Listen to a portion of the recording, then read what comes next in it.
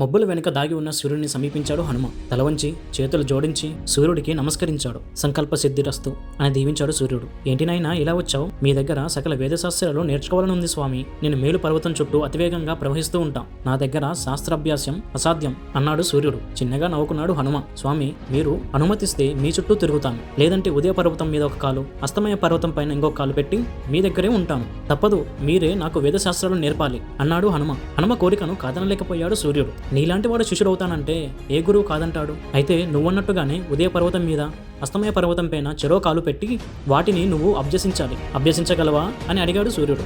ఆజ్ఞ అన్నాడు హనుమ. సూర్యునికి ప్రదక్షిణ నమస్కారాలు చేసి తన శరీరాన్ని పెంచాడు. ఎంత పెద్దగా పెంచాడంటే నక్షత్రాలను అధిగమించి మరీ పెంచాడు. ఆ అవతారం చూసి బ్రహ్మదేవుడే ఆశ్చర్యపోయాడు. మునులు దేవతలు అయితే ఆ రూపాన్ని చూసి భయభ్రాంతులకు గురి అయ్యి చేతులు జోడించి నమస్కరిస్తూ ఉన్నారు. సూర్యుడి సంతోషానికి అంతు లేకుండా పోయింది. అప్పుడు సూర్యుడు సాక్షాత్తు శివుడివి, నేను నీకు వేదశాస్త్రాన్ని నేర్పించడం ఏమిటి? కాకపోతే నీ చరిత్రలో నన్ను ఒక పాత్రను చేశావు. చాలా ఆనందంగా ఉంది అని అన్నాడు సూర్యుడు. ఎంత మాట గురుదేవ, మీరంత మాట అనకూడదు. నేను మీ శిష్యుడిని, నాకు శాస్త్రబోధ చేయండి అని ప్రార్థించాడు హనుమ. సూర్యుడి రథం ముందుకు వచ్చాడు. 24 నిమిష కాలాన్ని గడియ అని అంటారు. ఆ గడియలో సూర్యుడు 9,70,000 యోజనలతో నడుస్తాడు. ఆ వేగాన్ని అందుకున్నాడు హనుమ.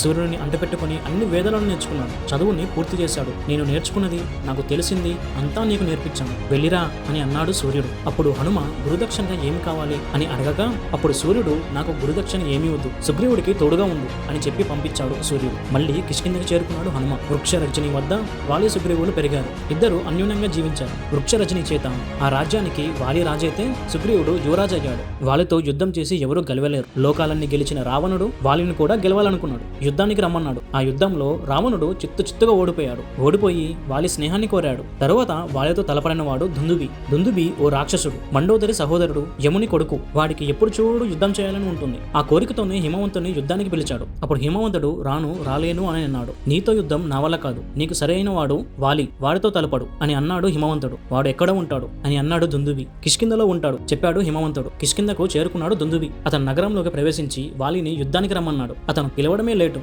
అతని సింహాసనం నుంచి ఎగిరి దూకి అతని ముందు నుంచున్నాడు. ఇద్దరు హోరాహోరీగా యుద్ధం చేసుకున్నారు. మధువనాన్ని మట్టిపాలు చేశారు. చివరికి వాలియే గెలిచాడు. ఇక దుందుబి ఏమో నెత్తురు కక్కుకొని చచ్చిన దుందుబిని తీసుకుని పైకి ఎత్తి విసిరి పారేశాడు వాలి. విసిరిన ఆ దుందుబి శరీరం వృషముఖ పర్వతం మీద పడింది. అప్పుడు అక్కడ మతంగ మహర్షి తపస్సు చేసుకుంటూ ఉన్నాడు. బాగా ఎత్తు నుండి కింద పడడంతో దుందుబి శరీరం చిట్లిపోయింది. దాంతో అతని నెత్తురు విరజిమ్మింది. ఆ నెత్తురులో తడిచిపోయాడు మహర్షి. కళ్ళు తెరిచి కోపంగా చూశాడు మహర్షి. జరిగింది తన జ్ఞాన చూపుతో తెలుసుకున్నాడు. వాలి, అహంకరించిన నీకు ఇదే నా శాపం. నువ్వు కానీ వృక్షముఖ పర్వతం మీదకు వస్తే నీ తల 100,000 వ్రక్కలోగాక అని శపించాడు. కొన్నాళ్ళకి దుందుబి కొడుకు మాయావి. ఆ మాయావికి కూడా వాలితో వైరం ఏర్పడింది. యుద్ధం ప్రకటించాడు అతను. ఒక అర్ధరాత్రి కిష్కిందకు చేరుకున్నాడు మాయావి. నగర ద్వారం దగ్గర నుంచొని వాలిని యుద్ధానికి పిలిచాడు. నిద్రలేచి యుద్ధానికి సిద్ధమవుతున్న వాలిని తన భార్య అయిన తార అడ్డుకుంది. ఇంత రాత్రిపూట యుద్ధం ఏమిటి? కావాలంటే ఉదయాన్నే యుద్ధానికి వెళ్ళండి అని సుగ్రీవుడితో సహా తార వాలితో అంది. యుద్ధానికి వేళ ఏమిటి? వైరానికి సమయం ఏమిటి అని అన్నాడు వాలి. యుద్ధానికి బయలుదేరాడు. తమ్ముడితో సహా భీకరంగా వస్తుంటే వాలిని చూసి భయపడిపోయాడు మాయావి. భయంతో అక్కడి నుంచి పడగనుకున్నాడు. మాయావి వెనకబడ్డాడు వాలి సుగ్రీవుడు. గుహలోకి ప్రవేశించాడు మాయావి. అప్పుడు అన్నాడు వాలి ఇలా, నేను ఈ గుహలోకి ప్రవేశించి మాయావి అంతు చూసి వస్తాను, నేను వచ్చేదాకా ఇక్కడే ఉండు. అలాగే అన్నయ్య అన్నాడు సుగ్రీవుడు. వారమైంది, నెలైంది, అయినా కానీ గుహలో నుంచి బయటికి రాలేదు వాలి. ఒక రోజు అయితే రక్తం దారులుగా పారింది ఆ గుహలో నుంచి. అంతలో విజయోత్సాహంతో కేకలు వినిపించాయి సుగ్రీవుడికి. ఆ కేకలు మాయావియే అనిపించాయి. వాలి మరణించారనుకున్నాడు సుగ్రీవుడు. భయపడ్డాడు. ఆ మాయావిని బయటకు రానికుండా చేసేందుకు గుహకు అడ్డుగా ఒక పెద్ద బండరాయిని పెట్టాడు. ఆ బండరాయిని అడ్డుగా పెట్టేసి మళ్ళీ వెనుదిరిగాడు కిష్కిందకి. వస్తూ అలానే అన్నకి దర్పణాలు కూడా వదిలిపెట్టాడు. కిష్కిందకు చేరుకుని బాధతో అందరికీ జరిగిందంతా చెప్పాడు. వాళ్ళు చనిపోయినందుకు ఎంతగానో దుఃఖించారు.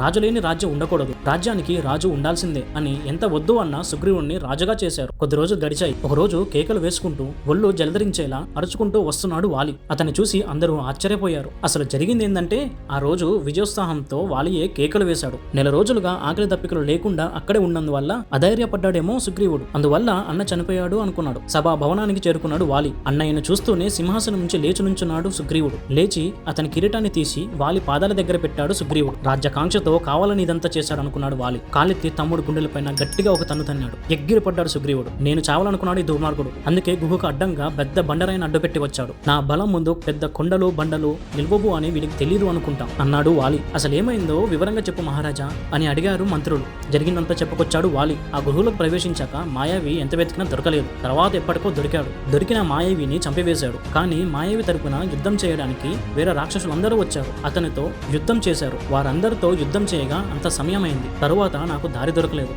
ఎప్పటికో దొరికింది కదా అని బయటకు వెళ్ళాలని చూస్తే అక్కడ ఒక పెద్ద బండరాయి ఉంది. ఎంత పిలిచినా సుగ్రీవుడు పలకలేదు. సరే అని ఆ బండరాయిని పగలగొట్టి బయటకు వచ్చాను. నగరంలోకి రాగానే సుగ్రీవుడు రాజైన సంగతి నాకు తెలిసింది. రాజ్యకాంక్షతోటే వీడు ఈ పని చేశాడని నాకు అర్థమైంది. కోపాన్ని ఆపుకోలేకపోయాను అని చెప్పుకుంటూ వచ్చాడు వాలి. అమ్ముడు కాబట్టి చంపకుండా వదిలేస్తున్నాను హో అని అన్నాడు వాలి. మెడబట్టి సుగ్రీవుడిని సభాభవనం నుంచి తోసేశాడు. అన్నయ్య అంటూ ఎంతగా రోధించినా వినిపించుకోలేదు వాలి. నచ్చజెప్పేందుకు ఎంతమంది ప్రయత్నించినా పట్టించుకోలేదు వాలి. కట్టుబట్టలతోటి నుంచున్నాడు సుగ్రీవుడు. అతన్ని జాంబవంతుడు, హనుమంతుడు, వైందుడు అనేక వానర వీరులు సమీపించారు. ఓదార్చారు అతన్ని. పద పోదామని అన్నారు. ఎక్కడికి పోతాం? అన్నయ్యకు కోపం వచ్చిన ప్రతిసారి వచ్చి హింసిస్తూనే ఉంటారు అన్నాడు సుగ్రీవుడు. వృషముఖ పర్వతానికి వెళ్దాం పద. అక్కడికైతే వాలి రాలేడు. అక్కడికి వస్తే వాలి తల 1000 ముక్కలవుతుంది. వాళ్ళందరితో సహా సుగ్రీవుడు వృషముఖానికి చేరుకున్నాడు. సుగ్రీవుడు రాజ్యం నుంచి తప్పుకోవడంతో అతను భార్యను సొంతం చేసుకున్నాడు వాలి. కొద్ది రోజులు గడిచాయి. ఒక రోజు సంచరిస్తూ వృషముఖం పర్వతం కిందకు చూశాడు సుగ్రీవుడు. ఎవరో 2 వ్యక్తులు ఆజానుబాహులై ఉండి ధనుర్బాణాలు ధరించి పంపా తీరంలో కనిపించారు అతనికి.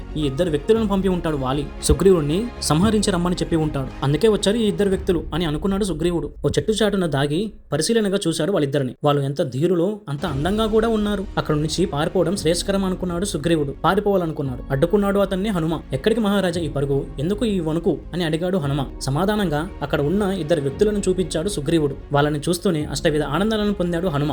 బ్రహ్మానందం, వాసనానందం, విషయానందం, ఆత్మానందం, అద్వైతానందం, యోగానందం, సహజానందం, విద్యానందాలను అష్టవిధ ఆనందాలని అంటారు. వాటిని ఆ క్షణం అనుభవించాడు హనుమ. ఆ తర్వాత సబ్స్క్రైబ్ చేసి లైక్ చెయ్యి. Thanks for the response. ఈ వీడియోని షేర్ చేసి లైక్ చేయండి. నెక్స్ట్ వీడియో ఇంకా చాలా బాగుంటుంది. Stay tuned.